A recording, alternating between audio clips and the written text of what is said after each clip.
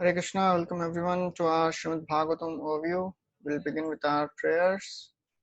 Om Jnanatimirandhasya Jnananjana Shalakaya Chaksharon Yena Tasmai Shri Gurave Namaha.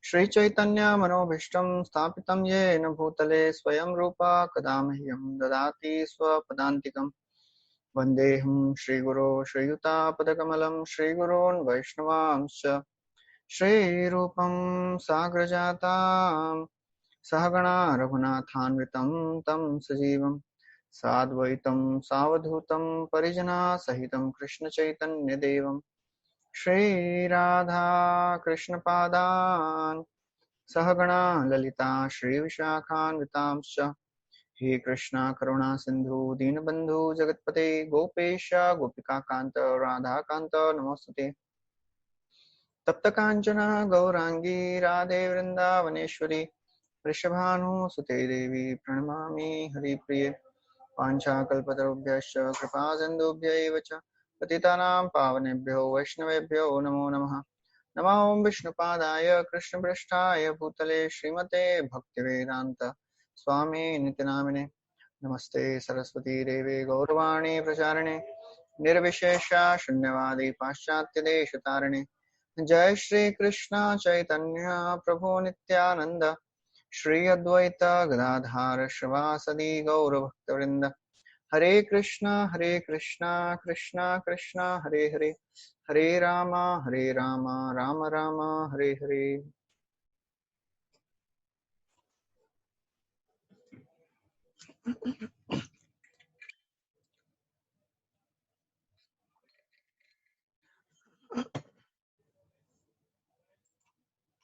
Hare Krishna, welcome everyone. So we were discussing the fourth canto of Srimad Bhagavatam and we were discussing the pastime of Dhruva Maharaj. So we had discussed how Dhruva, when he was a small child and he wanted to sit on the lap of the mother, of the father, but father did not allow because the stepmother, her son Uttama was sitting and she very harshly spoke to Dhruva. Dhruva, he became very upset. He went to his mother. His mother, out of her love for the child, she very lovingly, and she was also in very disheartened state. She said, "What can I do? Your father loves your stepmother more. If you want to fulfill your desires, go to Supreme Lord Vishnu." And then Dhruva, he left for the forest where he met Narad Muni. And Narad Muni first of all tested him, tested his determination. And when he saw that Dhruva was very determined child, so he gave him the process of devotional service, chanting of this Om Namo Bhagavate Vasudevaya mantra. And then Dhruva, in 6 months, he perfected this process. And as a result, this whole earth was pushed down. And everybody in the universe was suffocating. As a result, all the Devatas, they went to Lord Vishnu. Lord Vishnu told them, "Don't worry, he's my devotee. I'll take care of it. You all go back." Then Lord Vishnu appeared in front of Dhruva. And when he saw that Supreme Lord is standing in front of him, he wanted to offer so many prayers. But being a small child, he could not offer. Lord Vishnu touched the conch on his forehead. And as a result, Dhruva started offering beautiful prayers. And then after offering so many prayers, he said, "I wanted the great kingdom, but now after seeing you, my Lord, I'm satisfied. I don't want anything." But Lord Vishnu said, "Anyways, because you desired, I'll give you." And he gave him Dhruva Loka. And after Krishna left, Supreme Lord Vishnu as Prishni Garbha, he left. Dhruva, he was repenting. "Oh, what did I ask? Because of my material mindedness, I got a wonderful opportunity to attain the Supreme Lord, but I left that opportunity." And then Dhruva, in that morose condition, he went back to the kingdom. Uttanpad and all the citizens, Suniti, Suruchi, everybody welcomed Dhruva very nicely. And then the story, we ended there, I think, yesterday. So we'll continue from 10th chapter of this 4th canto. So this 10th chapter is entitled as Dhruva Maharaj fights with the Yakshas.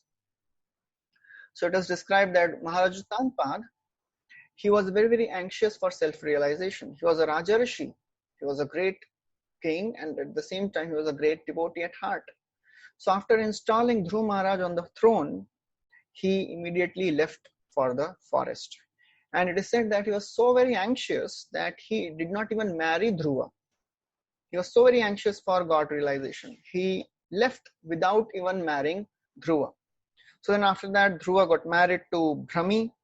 She is a daughter of Prajapati Shishumar, and from Brahmi he had two sons, Kalpa and Vatsara. And then he married another wife called Ila, who is a daughter of Vayu, and from that he got a beautiful daughter and a son called Utkala. Then he was ruling the kingdom for a long time. And after some time, Uttama, his brother, he went once to the forest for hunting, and there he was killed by the Yakshas. And hearing this news, Suruchi, she also went to the forest searching for her dead son, and she was burnt by the forest fire. And these events are actually predicted by the Supreme Lord himself when he had appeared in front of Dhruva, that your brother will be killed by the Yakshas and your stepmother Suruchi will also die in the forest fire. So then after that, when Dhruva, he heard this, he became very, very angry. And he wanted to take a revenge from all these Yakshas. So he went to Alkapuri. Alkapuri is the kingdom of Yakshas. So these Yakshas, they are the followers of Lord Shiva. We discussed in the Sati Daksha episode also, when all the Devatas and Brahmaji, they went to this abode of Lord Shiva. That place is also called Alkapuri. So then Prabhupada writes that although Dhruva Maharaj, he was very overwhelmed, very angry, he was envious of the enemies. Sometimes it is said that, devotee should not become angry and envious. But here is an instance where a pure devotee like Dhruva is showing the symptoms of enviousness, is angry, he is overwhelmed with grief. So much so that, he was like a snake which was beaten by a stick. So it is not that devotees do not become angry. Many times the Indians, when they would see Prabhupada becoming angry, they would ask the disciples, how is it that your guru is becoming so much angry? One time he was giving a class, and in between the class, Prabhupada was very, very angry, and he started shouting. So all the Indians who were assembled, they became very, very bewildered. How is this? The saintly person is behaving like this? One time there was a DT installation which was happening.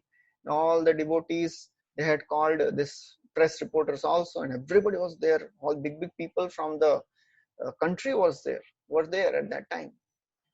And Prabhupada, he realized that the devotees, they had made the altar shorter than the DTs. It was smaller.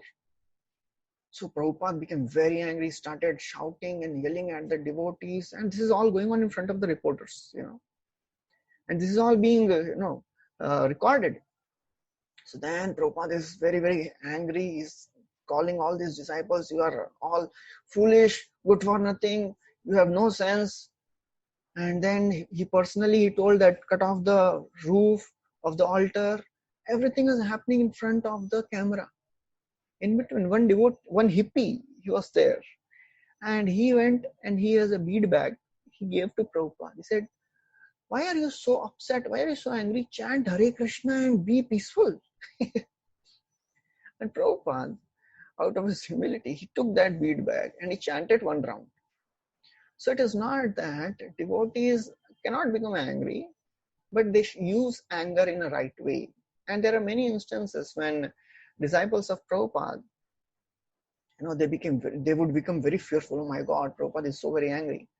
And after the whole story was over, one of the devotees, he went to meet Prabhupada, and he asked Prabhupada, please, we are very, very sorry. We could not make the arrangements properly.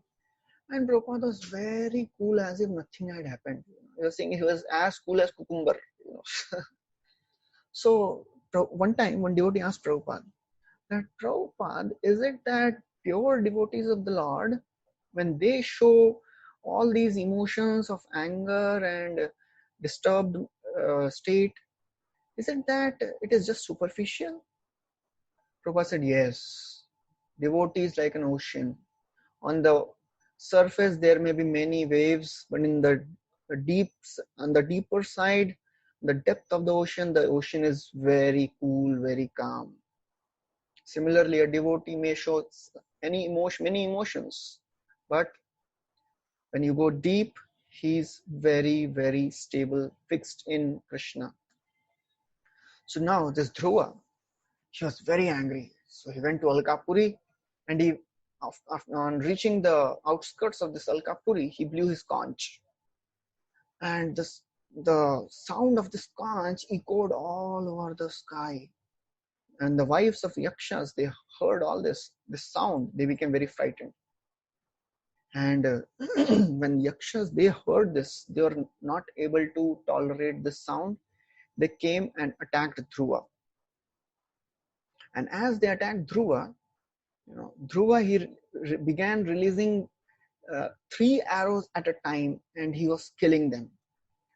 And although Yakshas, they were being, injured and many were killed, but they were praising Dhruva for their, for his fighting spirit, for his chivalry. So that is the Kshatriya spirit. Prabhupada writes, that is the Kshatriya spirit. That is a spirit of fighting in sporting attitude. Kshatriyas, although they were defeated, but they were straightforwardly appreciating Dhruva for the prowess. That is the attitude of a Kshatriya. And then in retaliation of these 3 arrows shot by Dhruva, Yakshas, they shot 6 arrows each at Dhruva in retaliation. And there were 130,000 soldiers who were showering arrows on Dhruva. So Dhruva, his charioteer, and all these 130,000 Yakshas, all were shooting 6 arrows each. So because of these arrows, the Dhruva, he became completely covered by the arrows, shower of arrows. When the Siddhas and Charanas and the great sages, they saw, they all started crying. They were lamenting. So Prabhupada writes that actually Sri Rupa Goswami has written that therefore not only devotee is well protected by the Supreme Lord, at the same time all the devatas, everybody is anxious for the security of the devotees. So therefore, when somebody comes close to Krishna, not only Krishna takes care of him, all the great siddhas, all the devatas, they become very, very anxious to protect the devotees. Lord Shiva himself tells to Prachetas, Ya param ramah sakshat triguna jiva sangitat bhagvantam vasudevam prapanna sa priyosime. He says that the devotees of Lord Vishnu, bhagvantam vasudevam prapanna, those devotees who are surrendered to Lord Vishnu, they are very, very dear to me. Now, so then there is a whole description of the fight which is described. So Dhruva, when he became covered with the shower of arrows, it was as if a mountain is covered by the torrents of rains. And what is the significance? It is described, Maitreya Muni says that with rain, the dirty things are washed from a mountain. Similarly, with these arrows, whatever incompetence of Dhruva, because Dhruva may not be fighting to the full competence. So whatever incompetence Dhruva had, it all got washed away, and he started fighting with renewed spirit. And then Siddhas, they started crying as Dhruva merged in this ocean of arrows, as if the sun sets in the ocean. And the significance of this is that although seeming to drown in the ocean, the sun is not drowned, sun is not harmed. Similarly, Dhruva had no difficulty. Sun, there is nothing which happens to the sun when the sun sets.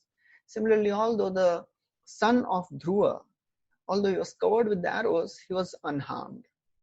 And then Yakshas, they proclaimed victory. They thought Dhruva is defeated. As the sun appears covered by the foggy mist. So it seems that sun is covered. Similarly, the Yakshas, they were thinking, oh, Dhruva is now defeated. But insignificant fog cannot cover the sun. So therefore, Dhruva was so powerful. Niharad iva bhaskaraha, it is said that. Just like the sun immediately dispels the fog. The same analogy is given to describe the power of bhakti. Kechit kevalaya bhaktya vasudeva parayana agam dunvanti kartsena niharam iva bhaskaraha. So this comes in the 6th canto, where Shukadeva Goswami is saying that all the other processes of spiritual realization, they are not powerful to completely remove the sinful propensity. Only by the process of devotional service one can completely get purified, just like the sun completely evaporates the fog. And then Dhruva immediately scattered the Yakshas' arrows and all the weapons with his own arrows. Just like the wind scatters the clouds, the Dhruva scattered the weapons of these Yakshas. And then he started shooting very powerful arrows on the Yakshas, and it was looking as if the thunderbolt was being thrown on the mountains. And when Dhruva, he was showering all these arrows on the Yakshas. So all the Yakshas' limbs and the hands, they were being cut and they were falling on the ground. And all the Yakshas, they started fleeing from the battlefield. Just like the lions just like the elephant being defeated by the lion, all the Yakshas, they started fleeing all over the place. And then for some time, Dhruva, he was not seeing anyone in the battlefield. It was all empty. Dhruva became suspicious. How is this possible? There is no one in the battlefield. So he thought, maybe I should enter the city of Alkapuri. But he was doubtful, so he did not enter. And then as he was thinking like this, immediately dust storm started. Heavy rains started. The rain was not of water. It was pus, blood, mucus, stool, urine. All this was showering. Human trunks began to fall. Dhruva saw a mystic mountain in the sky, and there are hailstones falling down on the ground. There was showering of the stones, maces, clubs, swords, everything was showering on him. And then he saw all the animals, they are falling from the sky. Deadly snakes, elephant, tiger, lions, they all were approaching looking as if they were approaching. And then he could hear the ocean roaring. And he was seeing the waves of the ocean approaching him. So all this was the mystic illusion which was created by the Yakshas. Then, seeing this situation, all the sages, they arrived at that place and they spoke this beautiful verse. Uttanapad bhagavam stavsaranga dhanava deva shinotyanat avanatarti haro vipakshan yannamadeya vidhaya nishamya chadda lokonjasa tarati dustaramanga mrityum. So all the munis, they are saying, oh Uttanapad. Uttanapad means, oh Dhruva, son of Uttanapad. Bhagavan Stava Saranga Dhanava, may the Supreme Lord, who is known as Saranga Dhanava. The Dhanush of the Lord is called Saranga. So they are now praying. They are telling to Dhruva, oh Dhruva, may the Supreme Lord, who is Saranga Dhanava, who is the remover of distress. Avanat Arti. Avanat means those who are the devotees of the Lord. Supreme Lord removes all the distress of his devotees. And how it will happen? Yannamadeya vidhaya nishamya chadha. The holy name of the Lord is as powerful as Lord himself. So therefore, O Dhruva, lokonjasa tarati dustaramanga mrityam. Simply by chanting and hearing the names of the Lord, one can easily cross this ocean of material existence. One can easily cross this fierce death without any difficulty. This is the power of the holy name of the Lord. All the sages, they are telling Dhruva, please chant the names of Lord. The holy names of the Lord are so powerful. They can destroy all the sufferings of the surrendered devotees. They can destroy the fear. They can destroy the illusion. So Prabhupada writes that the rishis, they approached Dhruva at a time when his mind was completely perplexed. So therefore, a devotee is always protected by the Supreme Lord, because Supreme Lord personally sent all these sages to go and inspire Dhruva to chant the names.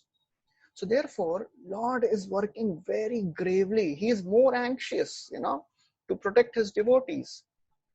We hear in the story of Mahabharata, when Bhishma, he took a vow with 5 arrows, I will kill tomorrow, because Duryodhana was inciting him. You are not fighting properly. So Bhishma said, with this 5 arrows, I'll kill 5 Pandavas tomorrow. And on the other camp, the side of the Pandavas, all the Pandavas were sleeping. Krishna is becoming more anxious, disturbed. Oh, now Bhishma has taken a vow. What will happen? So he goes and tells Arjuna, you go and ask these 5 arrows. Arjuna is thinking, Arey, what is that? What is the problem? Just relax. So Krishna is in anxiety. All the Pandavas, they are relaxed. Maharaurav haite korile tomara uddhara kripara samudra Krishna gambhir apar. So Krishna is gambhir apar. He is working very, very gravely to protect his devotees. That's what Yamraj is also telling to Yamdutas. O Yamdutas, though my sons, do not go to the devotees of the Lord. Devotees of the Lord, they are protected by the Supreme Lord. Te deva siddha parigita pavitra gatha ye sadhavo samadrisho bhagavat prapanna tannopasidata harer gadaya bhigupta tesham vayam nacha vaya prabhavam dande. He is saying, oh my sons, do not go to the devotees of the Lord. They are protected by the Supreme Lord's Gada. Even I, even Brahmaji, even Lord Shiva, nobody has any influence on the devotees of the Lord. So please don't go near them. So therefore, Krishna is personally taking care of the devotees of the Lord. So Chakravarti Thakur writes that the sages thought that if one can cross this ocean of death by hearing about the Lord, so then Dhruva could easily overcome this ocean of arrows and on this ocean of magical spell. So therefore, they made Dhruva remember this Narayanastra. And what is this Narayanastra? This is a weapon which is invoked by chanting the names of Narayan. So this is the end of the 10th chapter. And then 11th chapter now starts where Dhruva is now invoking this Narayana Astra. And then he invokes, as he's fixing the Narayana Astra on his bow, what happens? So all the illusion, just by fixing the arrow on his bow, all the illusion which is created by the yakshas, it all dispelled. Just as Maitreya Muni says that, just as the material pains and pleasures are vanquished when one becomes completely cognizant of the self. So till the time a person is in the material consciousness, one will feel, one will be distressed, one will be troubled by the pains of this world. It is not that pains will not come, but the devotee learns how to deal with the problems. He learns how to respond to the problems of the world. So therefore, when Krishna is there, Krishna Surya Sam Maya Hoy Andakar, Yaha Krishna Taha Nahi Mayar Adhikar. Wherever son of Krishna is there, Maya cannot do anything. So therefore, when Narayanastra was invoked by Dhruva, immediately all the illusions got dispelled. One time, Prabhupada was there on the beach on a morning walk, and Brahmanand Prabhu was there. And then there was a crab which was crawling on the seashore. Prabhupada told Brahmanand Prabhu, you go and catch that crab. And as Brahmanand Prabhu approached that crab, the crab immediately jumped in the ocean. And Brahmanand Prabhu could not catch him. So Prabhupada started laughing. He said, just see, Brahmanand with such a huge body cannot catch a small crab. You know why? And then he gave the explanation. Because this crab has taken shelter of the ocean. Personally, the crab may be very small, but because he has taken shelter of the ocean, he is protected. Similarly, a devotee may be very small. Personally, we don't have any strength, but when devotee takes shelter of Krishna, then he can very easily cross this illusion of the material world. It's Maya. Devi hi esha gunamayi mama maya duratyaya mameva prapadyante maya metam tarantite. Whoever surrenders to Krishna, he can very easily cross this Maya of the material world. So therefore, one time Prabhupada was saying, the problem is my devotees, they don't fear Maya enough. They think, okay, no problem, we'll cross this material energy, but it is not so easy. It is not strong. Krishna is saying it is insurmountable. It is duratyaya. So therefore, just as a warrior on the battlefield, he knows, that enemy can attack at any moment and he remains alert.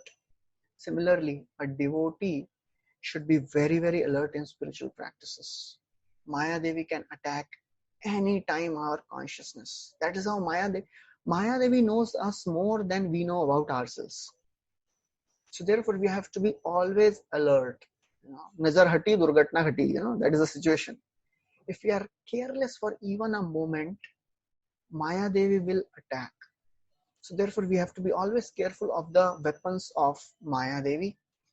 And amidst all these reversals and bewildering situations, the names of Krishna and association of devotees are the only hope. The association of devotees will remind us what we have to do. That is our foundation of hope. Merciful nature of Krishna, merciful nature of Chaitanya Mahaprabhu, and merciful nature of the devotees of Krishna. Even if Chaitanya Mahaprabhu does not show mercy, the devotees of the Lord are sometimes more merciful than Chaitanya Mahaprabhu also. We can see in the story of Kal Krishnadas. Kal Krishnadas, he got attracted to Bhattahari women when he was with Chaitanya Mahaprabhu in South India Yatra. Somehow Mahaprabhu had to run and had to bring him back, rescue him. And when he reached again Navdeep, Jagannath Puri, he told, I do not want to see the face of this Kal Krishnadas, take him away. And Kal Krishnadas was very, very sad. And all the devotees, they were thinking what to do now. And then they were finding out how to again reinstate this devotee in the service. Eto shuni Krishnadas kandite lagila, madhyan karite Mahaprabhu chaligela, Nityananda Jagadananda Mukunda Damodar Charijane Yukti Tabe Korila Antar. Then 4 devotees, they started scratching their head. Devotees, they sometimes, think more how to protect this devotee. So Nityanand Prabhu, Jagadanand Pandit, Mukunda Sarkar, and Swarup Damodar Goswami. All 4 devotees, they are thinking how to engage this devotee back in service. So, and then they sent Kal Krishnadas to Navdeep to serve Shachimata. So this is how devotees are our shelter. So then when all these yakshas, they realized that, okay, now again Dhruva is shooting all these arrows and is dispelling all the illusions. So as soon as this Dhruva, he put the arrow of Narayanastra, there were so many arrows which started coming on from that arrow. It was as if like a peacocks in the forest. It was producing a very, very tumultuous sound. And all these arrows which were coming from this Narayanastra, they started killing all the yakshas. And yakshas, they became really agitated. Just like it is said that just like the snakes with raised hoods attack Garuda, all these yakshas, they started attacking Dhruva back. But Dhruva, he was very powerful. He cut off all the limbs of the yakshas with his arrows, and it is said that he sent them all to Brahmaloka. So Prabhupada writes, to be killed by the devotee or to be killed by the Lord is auspicious for non-devotees. So although yakshas were indiscriminately killed by Dhruva, they attained a very higher planetary system. It is described in the 3rd canto also. Tathaiva chanye naraloka veera yada have Krishna mukaravindam netre pivantyo nayanabhiramam parthastra puta padamapurasya. So in battle of Kurukshetra, Krishna, he was standing as a chariot driver of Arjuna. All the warriors, when they would see Krishna, they would become so absorbed in seeing the beauty of Krishna. In the meanwhile, Arjuna would shoot arrow and they would die, seeing the beauty of Krishna. So in that way, they got delivered. Yada have Krishna mukharvindam, they were seeing the face of Krishna, netre pibantyo nayanabhiram, drinking the beauty of Krishna. Partha Sraputa Padma Purasya, they attained liberation. One businessman came to Prabhupada and said, Swamiji, I am very sad. Prabhupada said, why? I asked one of the astrologers. He said, in last life I was on the side of Kauravas and was fighting against Krishna. Prabhupada said, that is not possible. Because all those who were fighting on the behalf of Kauravas, they all were delivered. So this is how all these yakshas, they got Brahmaloka. But Chakravarti Thakur writes that entering Brahmaloka does not mean they were liberated. They again had to come back to the earth planet only. So as Dhruva is indiscriminately killing everyone, Swayambhuva Manu, he appears. Swayambhuva Manu comes and advises Dhruva. He says, oh Dhruva, you are such a great devotee of the Lord.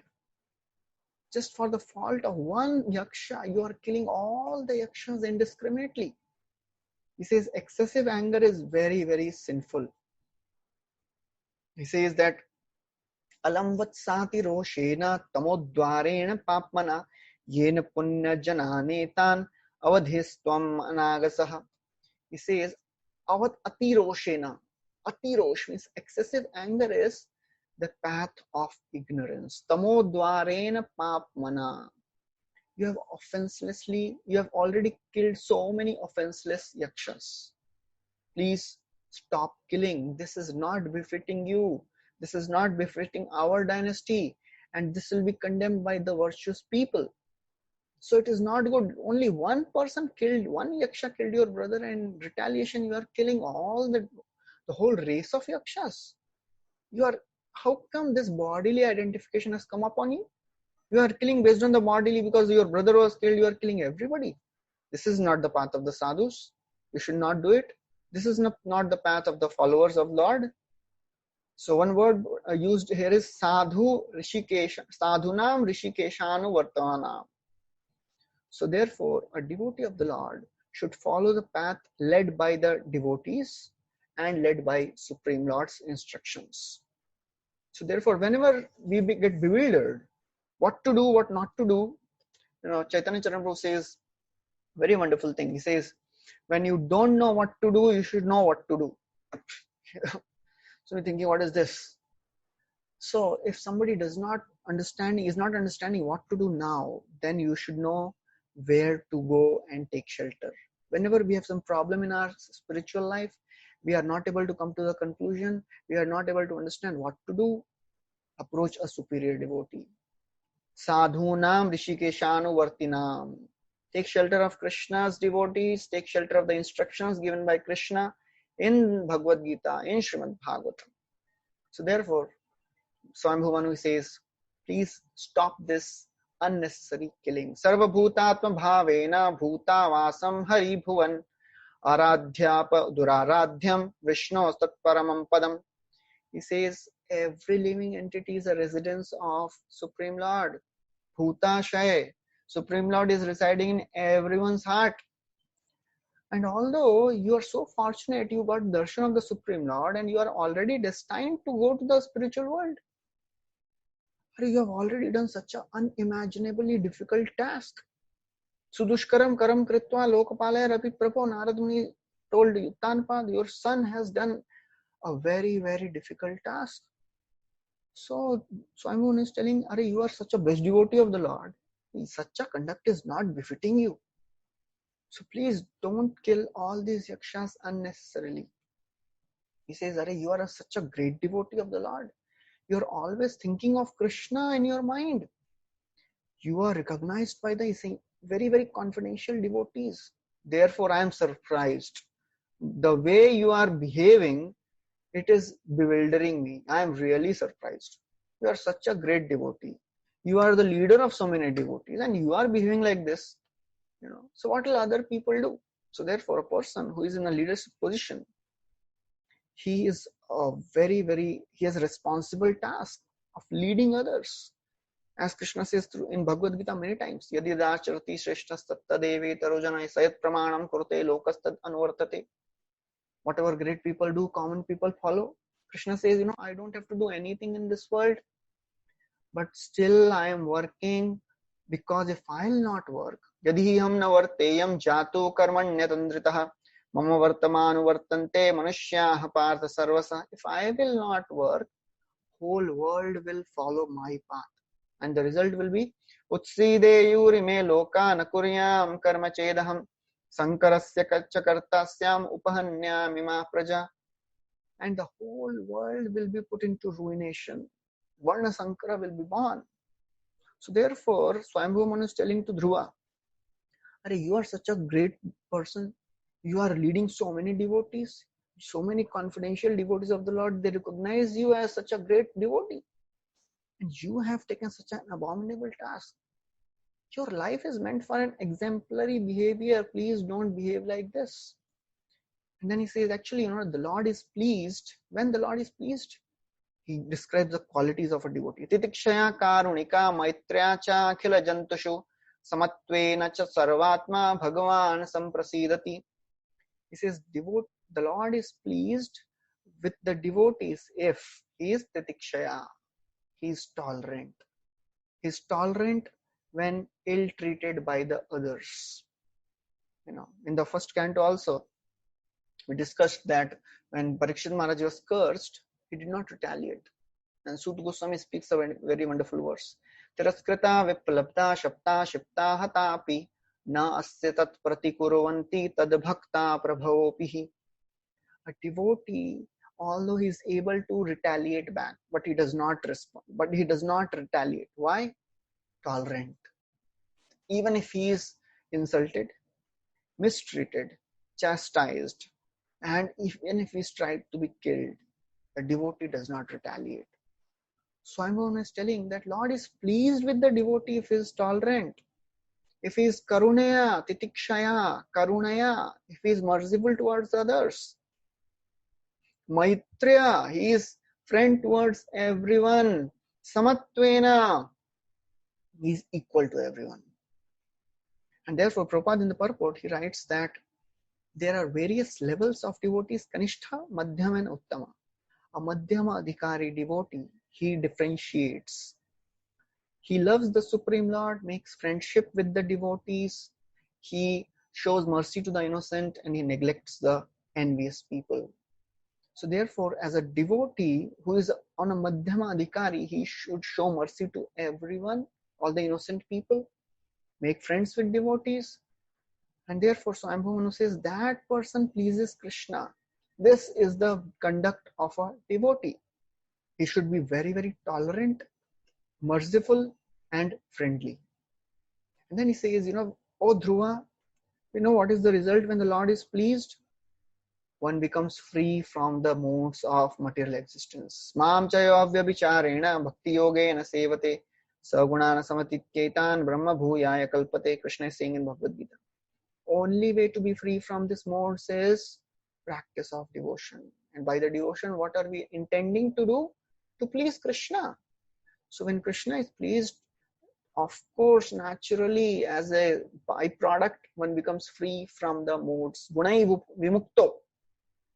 And one more thing happens. He becomes free from one's gross and the subtle bodies. So this is how one becomes free from all the material contamination. Even after he is speaking so many instructions, Manu saw that still Dhruva Maharaj is not satisfied.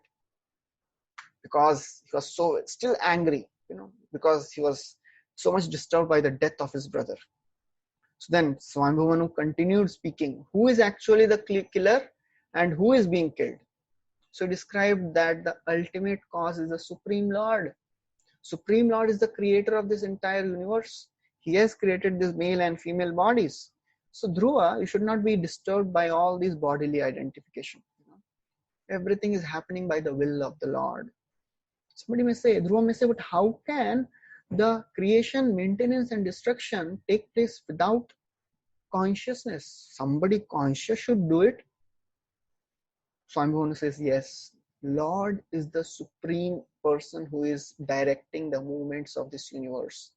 He is the cause and effect both. So if Lord is aloof, how is everything being done?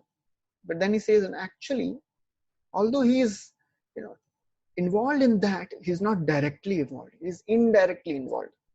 Then how it is done? If he is indirectly involved, who is doing actually? He says this is done by the Lord's inconceivable energy. Durvibhavya. Nunam bhagavato brahman hareradbhuta karmanah. Durvibhavya mivabhati kavibhischa picheshchitam. This verse is spoken by Brahmaji to Narada. He is also saying how the Supreme Lord acts, it is inconceivable. Adbhut karma of the Supreme Lord. So therefore, after describing so many things, he says that, this time is the form of the Lord. Therefore, everything is happening by the will of the Lord in the form of time. Sarvam kalakritam, as Bhishma says to all the Pandavas, everything is happening by the will of the Lord. So therefore, please don't think that, these yakshas are the cause of the death of your brother. Although everything is happening by the particular karma a person performs.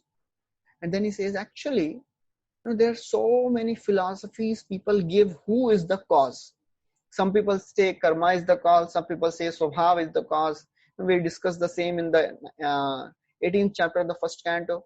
Dharma Bull was saying to Parikshit Maharaj, some people say karma is the cause, some people say swabhav, some people say it is all will of the Lord, kala, daiva, time, So all these things Swayambhu Manu was telling to Dhruva. And then he says, actually, no philosopher can understand the Lord's plan. It is all the will of the Lord. But Lord is not affected by all this, So therefore, the followers of Yaksha are not the killers of your brother. But Supreme Lord is the ultimate cause of birth and death of everyone. So then, after saying all that, now he says, so Dhruva, please surrender to that Supreme Lord. He is the controller of everything. Give up your anger. Don't be so much angry. Give up your anger. You are so advanced. At the age of 5, you got darshan of Lord Vishnu. You pleased him at such a young age. Now you have, for some time, you have become away from Lord. Please turn your attention again towards the Supreme Lord. Focus in devotional service. There is some contamination which has come in you. Please remove that contamination again. Focus on the devotional service of the Supreme Lord. So therefore he says, give up your anger. Please don't be angry. Give up your anger, because anger is the foremost enemy of the spiritualist. And then he says, please pacify Kuvera. Because you have killed so many yakshas. Kuvera is the leader of the yakshas. If you don't pacify great people, great saintly people, then the wrath of these people will destroy our family. So therefore, please offer prayers to Kuvera, pacify him. So then after that, saying all this, Dhruv Maharaj, Swayambhu Manu, he leaves that place. And then the 11th chapter is over, then 12th chapter starts. So now Kuvera, he is seeing that, okay, now Dhruva's anger is subsiding. So he comes and then he started glorifying, Dhruva. He says, oh Dhruva, you are a Anagha. Anagha means, why Anagha means sinless. So why Kuvera calls Dhruva sinless? Because he's thinking that Dhruva may be having this, some remorseness in the heart that I have killed so many yakshas, I have become so sinful. Kuvera comes and says, oh Dhruva, you are sinless. And he says that actually it was right that you have killed so many yakshas. And actually you have not killed the yakshas, it is all time which is coming in the form of you, and you killed all these yakshas.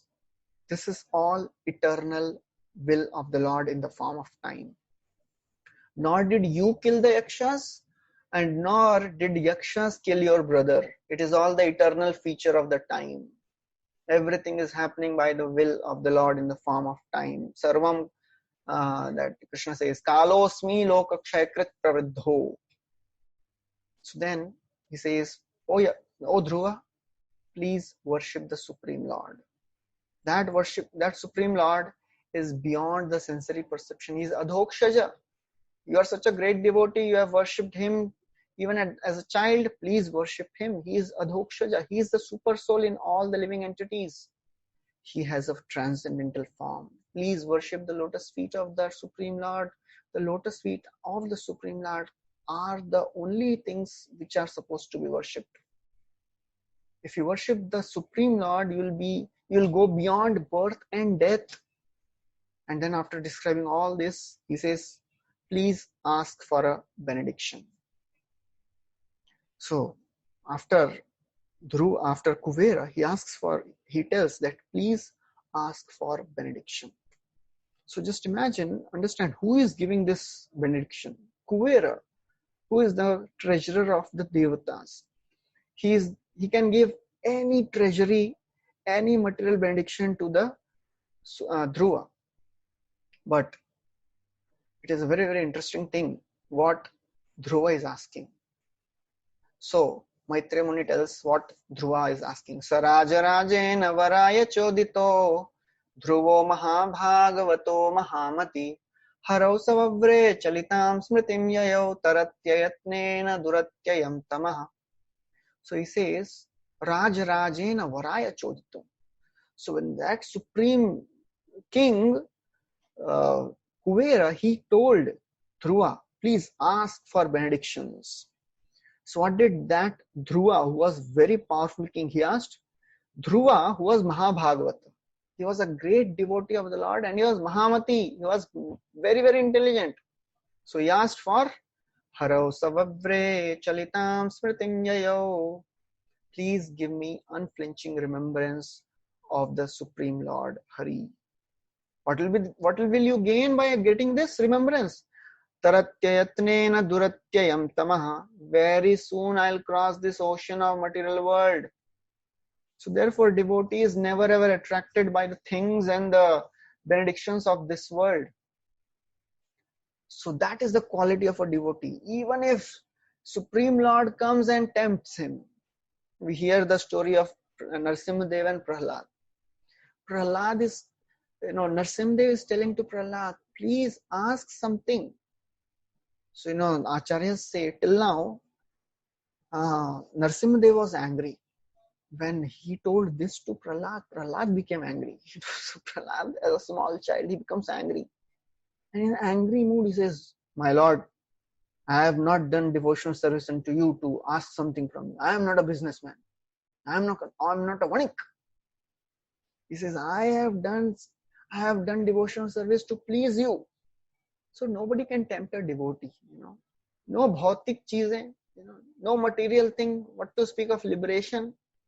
Liberation also does not attract a devotee. Prabhupada quotes about Bil Mangal Thakur's prayer.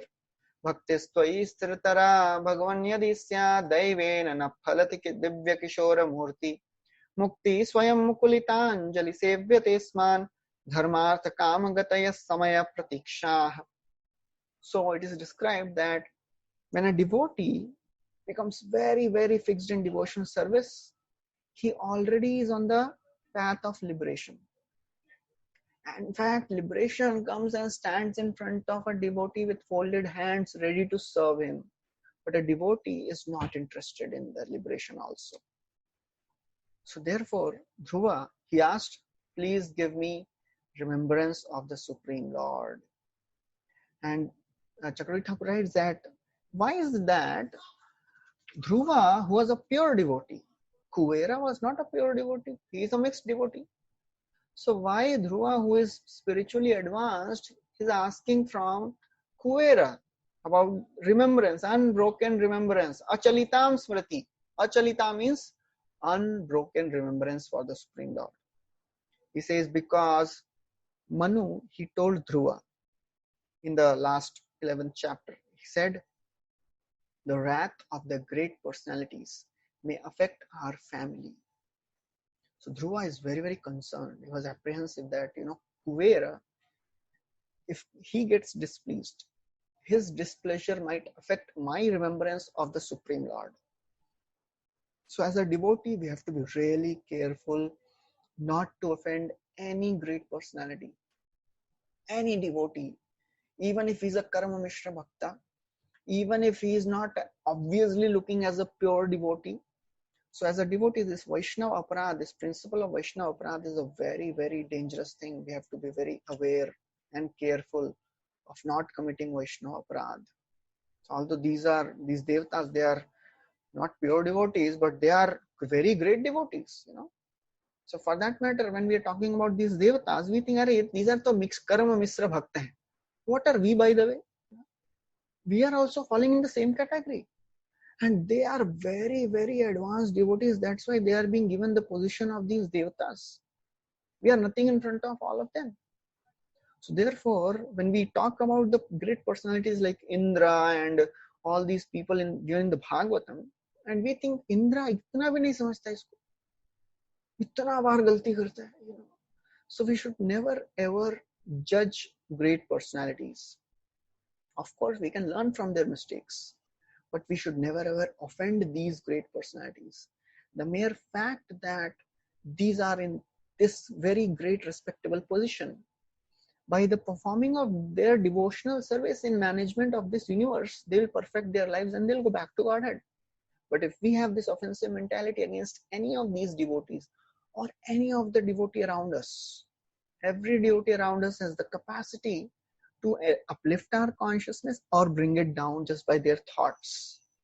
Just by their thoughts, anybody, any devotee around us, how is this possible? ऐसा कैसे हो सकता है? Krishna is there in everyone's heart. He is noting, this devotee is pleasing so many other devotees. Okay, I'll give him mercy. This devotee is, disturbing and, not helping devotees. He is, in fact, troubling devotees. I'll not give him my mercy. So therefore, Dhruva is careful. Therefore, he is asking for unflinching remembrance from Dhruva only. And then Kuvera, he very gladly offered their benediction to Dhruva, and Dhruva went back to his kingdom. Prabhupada writes, why did Dhruva Maharaj take a benediction from a demigod? He also addresses the same thing. He says that for a Vaishnava, there is no objection in taking a benediction from a demigod if that benediction is bringing devotee close to Krishna. And he gives the example of gopis doing Katyayani Vrata. But the purpose was pure. Purpose was they wanted Krishna as their husband. So Vaishnava is not interested in asking any benediction from Devata, nor he is interested in asking benediction from Krishna. He is only interested in serving Krishna. So then after that, the glorious rule of Dhruva is described. So Dhruva performed so many great sacrifices, and he gave lots of charities, and he worshipped the Supreme Lord through all these charities. And then doing all that, he was constantly engaged in the devotional service into the Supreme Lord. Qualities of Dhruva are described. Tameva Shila Sampannam Brahmanyam Dilavatsalam Guptaram Dharma Setunam Menire Pitaram Prajaha. So the qualities of Dhruva are Shila Sampannam. He was full of all the good qualities. Brahmanyam Dinavatsalam. He was respectful to the Brahmanas and he was kind to the poor. And then Goptaram Dharma Setunam. He was the protector of the religious principles, and therefore he was considered as the father of the citizens. In this way, Dhruva ruled this whole Bhumandala, not just earth, Bhumandala. He was ruling this whole Bhumandala for 36 1,000 years. And in his rule, he desired to diminish his pious results by enjoyment and destroy his sinful reactions by austerities. These are the two important things. He destroyed his sinful reactions by austerity, destroyed his pious credits by enjoyment. So that because both are not conducive for going back to Godhead. Account should be nil, zero account hona chahiye, So therefore he enjoyed his life and he did tapasya also. So Chakravarti Thakur writes that Dhruva, he desired to destroy sinful reactions. It is only out of humility. Actually, Dhruva had no sinful reactions. He was a pure devotee of the Lord. He got darshan of Lord Vishnu right when he was 5 years old. What sinful reactions he must have? He had no sinful reactions. But out of his humility, it is described that he did tapasya to destroy his sinful reactions. And then in this way, Dhruva passed many, many years. And then after that, it is described, Dhruva, after he passed many years, he desired to retire from his kingly responsibilities. He renounced his forest, his kingdom. He made his son the king, and he retired to Badrika Ashram. And there he performed Ashtanga Yoga, Asan, Pranayam, Yam, Niyam, Pratyahar, Dharana, all these he was doing. He was worshipping the deity of the Lord, Archa Vigraha. And as he was chanting, as he was meditating on the Lord, all the ecstatic symptoms appeared in the body of Dhruva. Bhaktim haro bhagavati prahvasannajasram ananda bashpakalaya muhurardhyamanaha viklidhyamana hridaya pulakachitango natmanamasmadasasav iti muktalingaha. He says, it is described, as soon as he remembered the Supreme Lord, what happened? Anand, Bashpa, Kalaya, Muhurdhyamana. He immediately experienced all the symptoms of ecstasy. He completely forgot his bodily existence.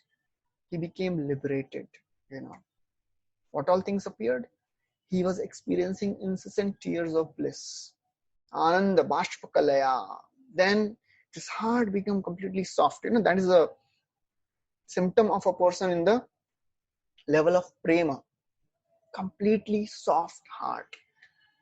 Masranita swantaha. Masranita means very, very soft heart.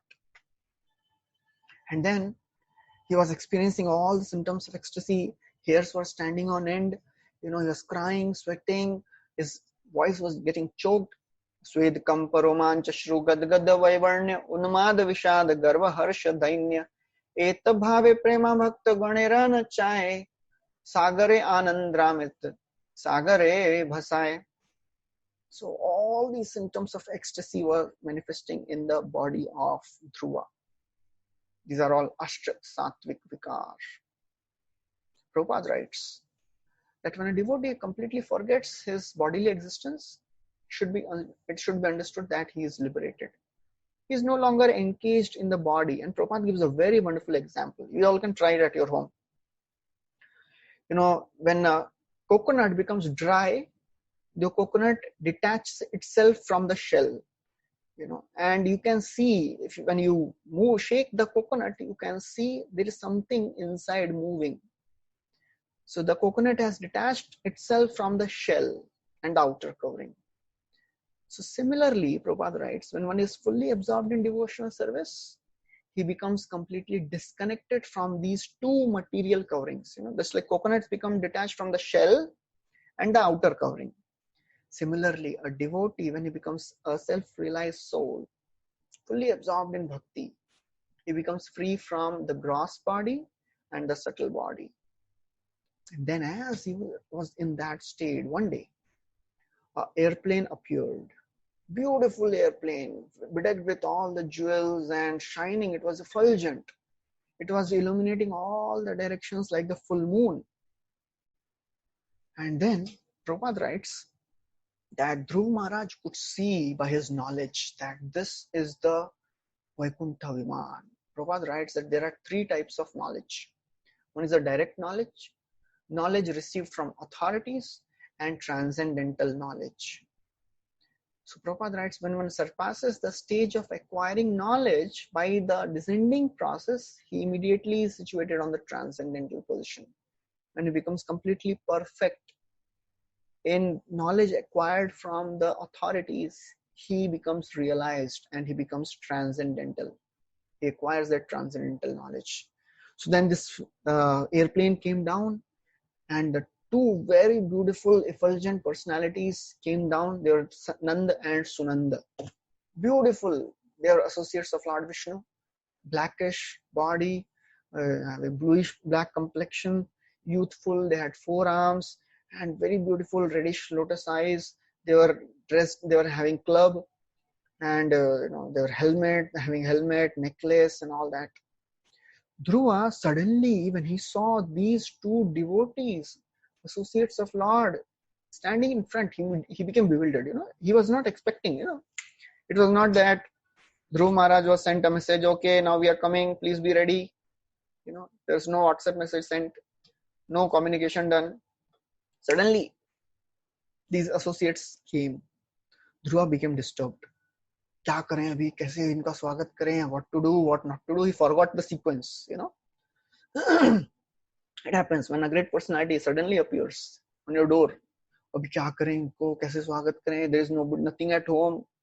विज्ञायतौ उत्तमगाय किंकरौ अभ्युत्थितः साध्वस विस्मृतक्रमः न नाम नामानि गृह्णन्मदुद्विष पार्षद प्रधाना विहसं हतांजलि. Vigyaya, he came to know, he understood that these are Uttamagaya Kinkaro, these are the great associates of great Lord Vishnu. Abhyuthita, he suddenly stood up. Sadhvasa Vismritkama. He forgot the sequence. Pehle Dandvat karna hai, Aarti karna hai, bhul gaye. So then what he did, how to respond when you don't know what to do. So what he did, he started Nanama Namani Grinan Madhudvisha. He started chanting the names of Lord Vishnu, Madhudvisha, the enemy of Madhu demon. Parshat Pradhana Vihasam Hatanjali. He folded his hands in front of these devotees of the Lord, started singing. What he was singing? Chakravarti Thakur says, he was saying Jai Narayan, Jai Gopal, Jai Govinda, as Dhruva Maharaj was chanting like this. So Dhruva, as he was chanting, he became completely absorbed in Krishna. He stood with folded hands, humbly he was bowing down, absorbed in thinking about Krishna, always absorbed in lotus feet of Krishna. Now, Nanda Sunanda, he spoke, though both of them they spoke. They said, "O Dhruva, let there be good fortune unto you. When you are 5 years old, you pleased the Lord with your austerities. Now please hear very, very attentively." Prabhupada writes, what was possible for Dhruva is possible for everyone. By proper training in Krishna consciousness. What Dhruva could attain, everybody of us can attain. It is not something of the past age. Only thing which is required is proper training. So all these Nanda and Sunanda, they are saying, please hear attentively. We have come to take you. We are the associates of the Supreme Lord Vishnu, who is Akhila Jagat Guru. We have come to take you to his abode. That abode is very rarely achieved. Sudurjaya. Supreme Lord resides in that abode. And you will also reside in Goloka, Vishnu Loka. And which Vishnu Loka they are talking about? They are talking about the Dhruva Loka. So Dhruva Loka is also Vishnu Loka. In that abode also Supreme Lord resides. They say that this Dhruva Loka is very difficult to achieve. It is circumambulated by all the planets and luminaries. It is situated above Maharaloka, So therefore, they say that even great rishis and devatas, they are hankering to achieve that position. They cannot achieve that position. That abode is not attained by any of your forefathers. Nobody has done it till now, Only you have attained. So Dhruva, when he heard this, he did not become proud. Or just see. He was not telling all this. Suna kya? Suna kya bol rahe hain? I am the first one. He was very, very humble and gentle. What he did further is very interesting. So now Nanda and Sunanda, they continue. They say, "Oh Dhruva, you are worthy to board this airplane. This Vaikuntha Viman has come personally for you.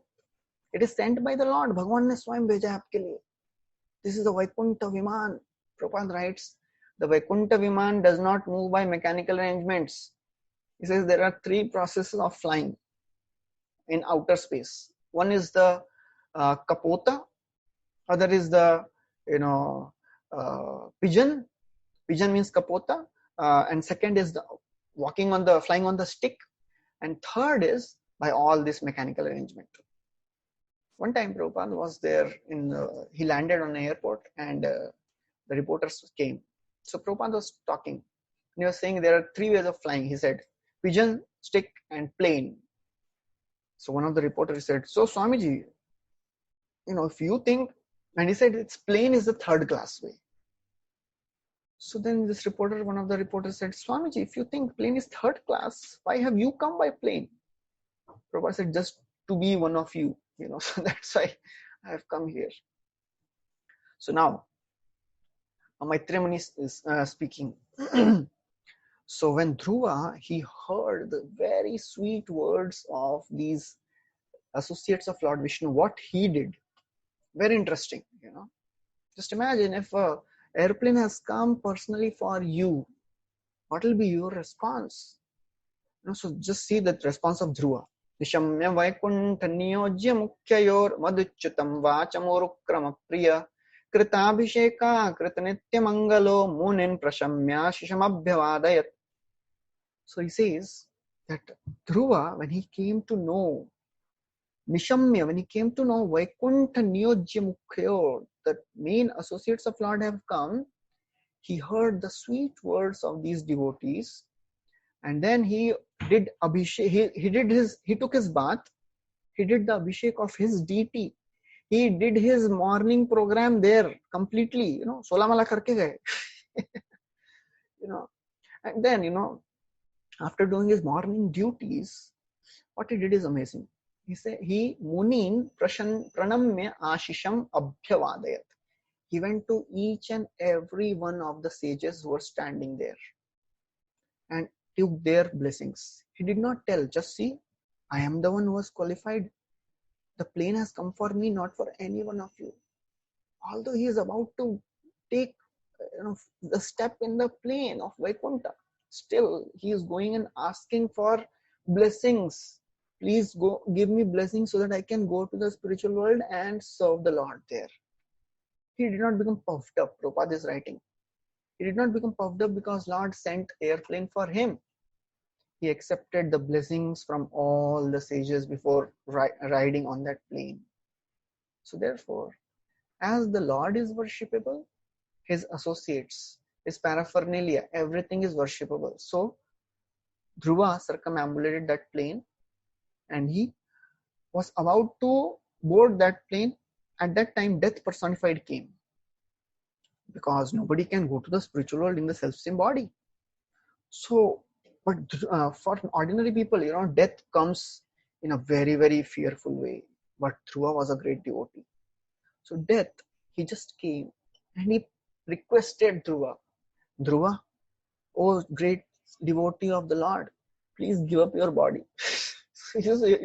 Lord, death personified is asking, please give up your body. Nobody can go to the spiritual world in this material body. So as this death is requesting, Dhruva, he placed his foot on the head of death and he boarded that plane.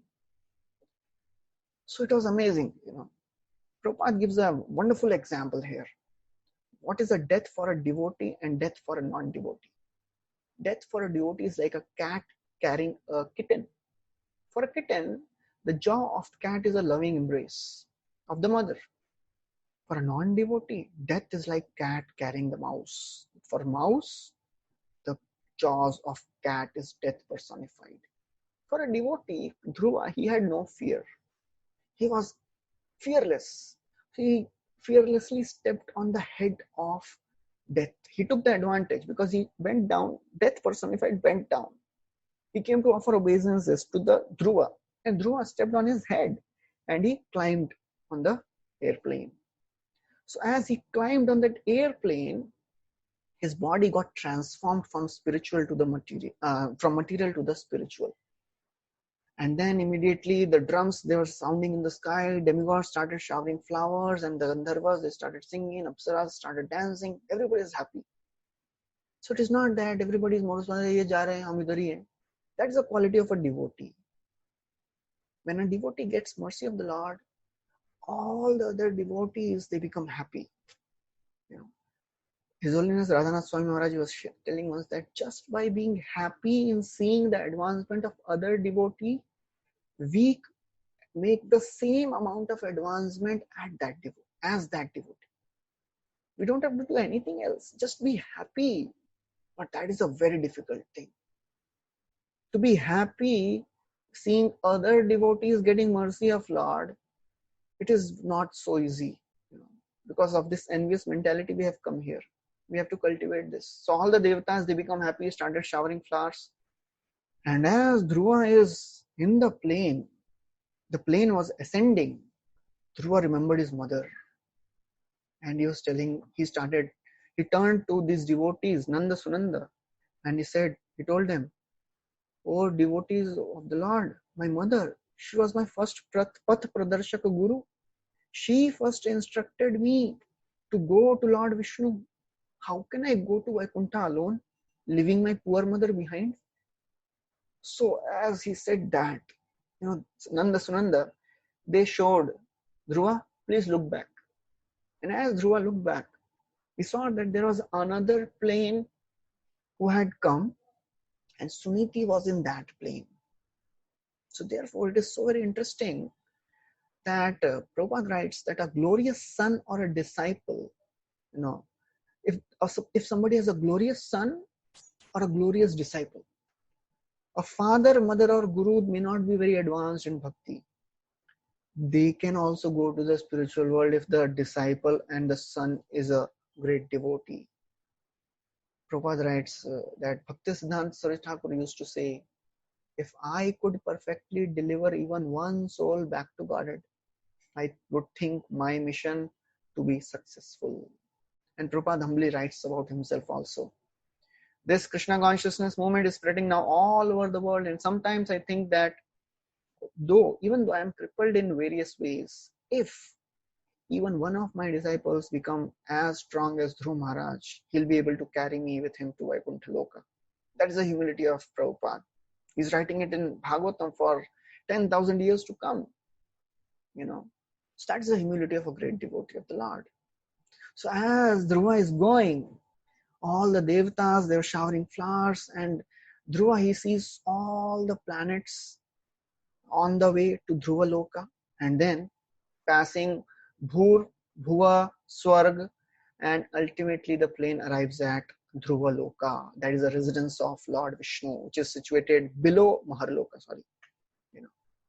And then the glories of Dhruva Loka is described, that who can achieve this Lord's abode? Shanta Samdrisha Buddha Sarva Bhutanuranjana Yanti Anjasa Achyuta Padam Achyuta Priyabandhavaha. He says that those who are Shanta, those who are peaceful, equipoised, Shuddha, pure, Sarva Bhutanuranjanaha, those who are able to please everyone, keeping friendship to all the devotees, they can attain this supreme abode of the Lord. So therefore, Prabhupada writes, persons in Krishna consciousness can please everyone. Sarva Bhutanu Ranjanaha. And then it is described, Maitreya Muni says that this Dhruva Loka is surrounded by all the other planetary systems, and they are circumambulating around all the zodiac signs, all the zodiac planet belt. All the 12 zodiac signs, there are planets for that. They are circumambulating this Dhruva Loka at a very great speed, just like a bull circumambulates around the pole. And then Narad Muni, he glorifies, and he says, Maitreya Muni says that actually, when Narad Muni, he met Prachetas, and he glorified the beautiful pastimes of Dhruva in front of these prachetas. And he says that Narad Muni was telling to prachetas that by the great austerities, Dhruva, he attained this beautiful position, exalted position, and he conquered the unconquerable Lord. And then at the end, Maitreya Muni describes the falashruti of hearing all this. He says that devotees, they like to hear about the story of Dhruva. Therefore, Chaitanya Mahaprabhu, he would tell Gadadhar Pandit, please speak. He would hear this Dhruv Katha and Prahlad Maharaj's story hundreds of times, So Maitreya Muni says that devotees of the Lord, they like to hear Hari Katha and Vaishnava Katha. What are the benefits of hearing this Dhruva Katha? Wealth, fame, longevity, heaven, Dhruva Loka, pure bhakti, greatness, good qualities, power and respect. Everything is attained. All sins and miseries will be diminished. And what is the benefit of reciting this story with great care and attention? Whoever recites this story, how to recite? One should recite this story with great care and attention in the societies of the devotees without any remuneration. What will I get in return by reciting this story? He should be recited by those who have taken shelter of the Lord and before a favorable audience. When to recite this Dhruva Katha? In the morning, in the evening, during the full moon, dark moon, Shravan month, Kashaya day, Vyatipati day, at the end of the month or on Sunday. That means every day. It includes every day almost. Full moon, dark moon, Dwadashi, Shravan month, almost, And then what is the result of such chanting? Both the reciter and the audience will become perfect. Those who out of transcendental kindness give this immortal knowledge to the ignorant automatically gains the blessings of the devatas. And then at the end, Maitreya Muni says, thus I have narrated the transcendental activities of the pure, famous Dhruva, who as a child gave up home and toils to take shelter of Lord Vishnu. So this ends the 12th chapter, the famous story of the Dhruva Maharaj becoming a great devotee and going back to Godhead. So we'll stop here. Thank you very much. Hare Krishna, Srila Prabhupada ki jai, Granthara Srimad Bhagavatam ki jai. Anybody has any questions?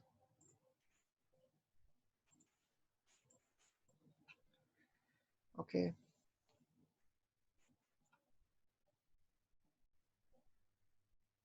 Why do we become fearful though we know the Lord and demigods take care of devotees? It is because of lack of faith. Yes, because we are not so much convinced about all these informations. That's why it gives fear. What if it will not happen to me? So therefore, as rightly said, because we have not developed that strong faith in the words of the Supreme Lord, in the scriptures. That's why we feel fearful. And of course, this fear is factor will be there till the time we don't become a self-realized soul, a great devotee of the Lord.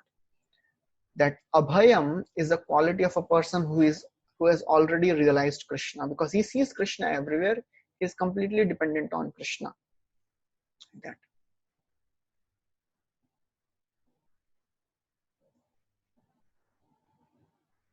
Yes, Yaksha, they went to Brahmaloka and came back. Yes. Because just like any heavenly planet, Shrine Punya Marte Lokam Vishanti. They went to Brahmaloka, but they were not pure devotees. So therefore they came down on the earthly planet. Like that. How to increase the faith? To mitigate the fear. Whatever we are doing, hearing, chanting, in a prayerful mood. That is the only way to increase our faith. There is no other way. Our prayers, our sadhana, our attentive chanting, our heartfelt prayers in a mood of humility. Trinadapi sunichena tarorapi sahishnana amanina manadena kirtaniya sudahari. So if we are chanting and hearing this consciousness, being prayerful, repenting for our sinful activities, then we will also develop that faith slowly. Okay. So I think we'll stop here. So thank you very much. Hare Krishna. Srila Prabhupada ki jai. So we'll discuss the questions next time.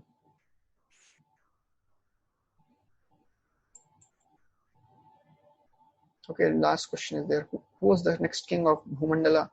The son of King Dhruva, I discussed.